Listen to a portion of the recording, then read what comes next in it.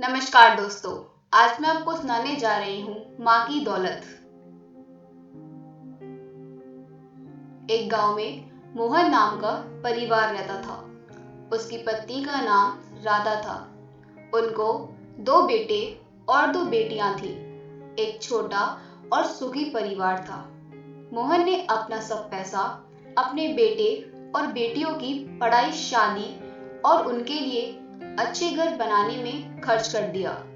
मोहन के बेटे और बहुएं स्वार्थी थे। माँ बाप ने इतना सब किया था, फिर भी शाम को अपने बेटे बहू के रहमो करम पर जीना पड़ रहा था। उन दोनों को बेटे और बहुओं से बहुत ज्यादा हीनता और अपमान का बर्ताव मिलता था। अचानक एक दिन मोहन की मृत्यु हो गई। मोहन बेचारा तो इस दर्द से मुक्त हो गया, पर राधा को अकेला छोड़ गया। राधा ऐसे ही उदास मन से मंदिर गई। वहां उसे अपने बचपन की सहेली मीरा मिली। उसे देखकर उसे अच्छा लगा। राधा को उदास देख मीरा ने राधा से उसके उदासी का कारण पूछा। राधा ने अपने दुखी जीवन का हाल उसे बताया। वह सब सुनकर मीरा ने उसे गुप्त में कुछ तो कहा। वो सभी सुनकर राधा को थोड़ा सा सहारा मिला। दूसरे दिन सुबह जिस प्रकार मीरा के बताए अनुसार मीरा एक बैग लेकर राधा के पास गई और वो जैसे पहली बार ही मिल रही हो ऐसा बर्ताव किया। मीरा ने राधा को गले लगा लिया। राधा ने मीरा को पूछा, मीरा, तुम यहाँ हमारे गांव में कब आई और किसके घर ठहरी हो? राधा की दोनों बहू राधा की आवाज सुनकर तुरंत अंदर से बाहर आई। उन दोनों को देखकर मीरा बोली, अरे मैं दूसरे घर पर क्यों रहूं? हम दोनों मौसेरी बहनें हैं, तो भी सगी बहनों से ज्यादा हमारा रिश्ता अटूट है।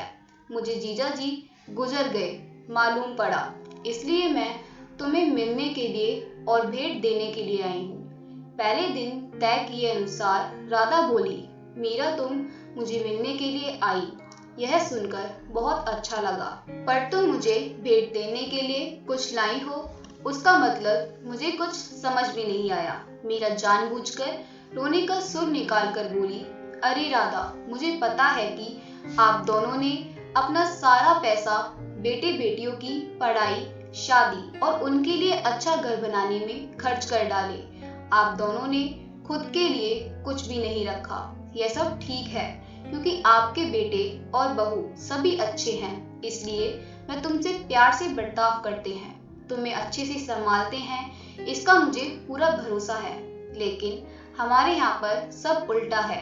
हमारी आर्थिक परिस्थिति अच्छी होकर भी बेटे पढ़े लिखे नहीं हैं। इस वजह से वह कोई भी काम धंधा नहीं करते हैं।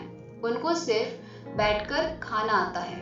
अमीर हैं, इस वजह से उनकी शादी भी हो गई, परंतु उनकी पत्नियां हम दोनों का बार बार अपमान करती रहती है और मेरे बेटे यह देखकर भी कुछ भी नहीं बोलते उन्हें। फिर मीरा आंखें पोंछने का नाटक करती हुई आगे बोली, अभी ऐसी परिस्थिति में हम दोनों को जीने की इच्छा भी नहीं होती और अब हमारी जिंदगी बची भी कितनी है।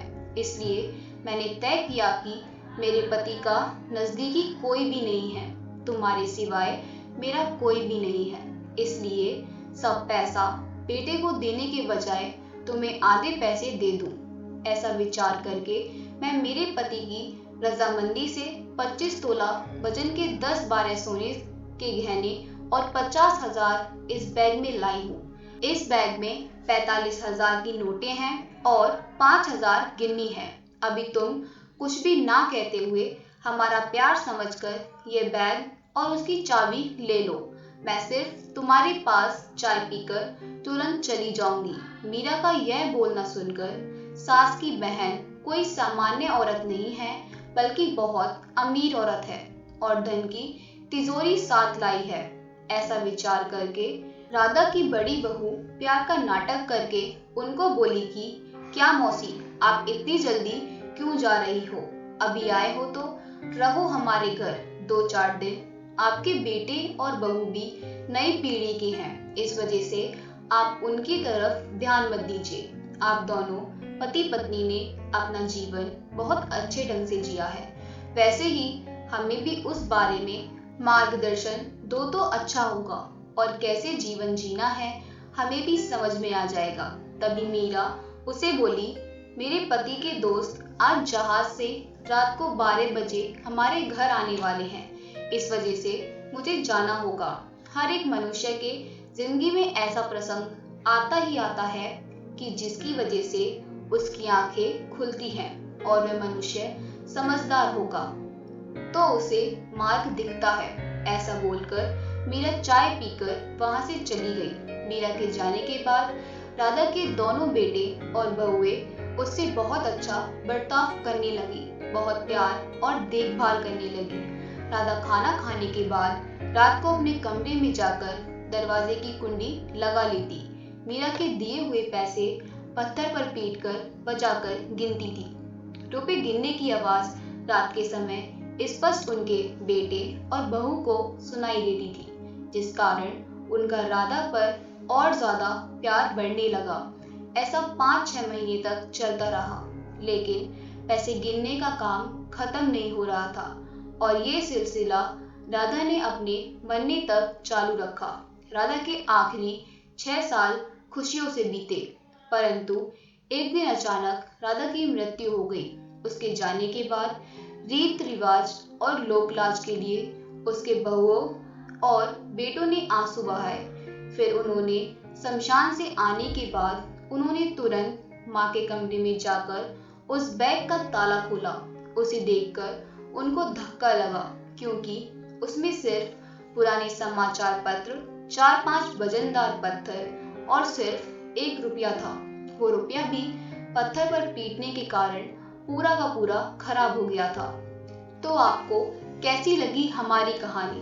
अगर आप लोगों को हमारी ये कहानी अच्छी लगी हो तो हमें कमेंट करके ज़रूर बताएं और हमारी वीडियो को लाइक ज़रूर करें। और अगर आप हमारे चैनल पर नए हैं तो आप हमारे चैनल को सब्सक्राइब करके हमें सपोर्ट करें, क्योंकि हमें आपके सपोर्ट की बहुत ज़्यादा ज़रूरत है। आपका बहुत बहुत धन्यवाद।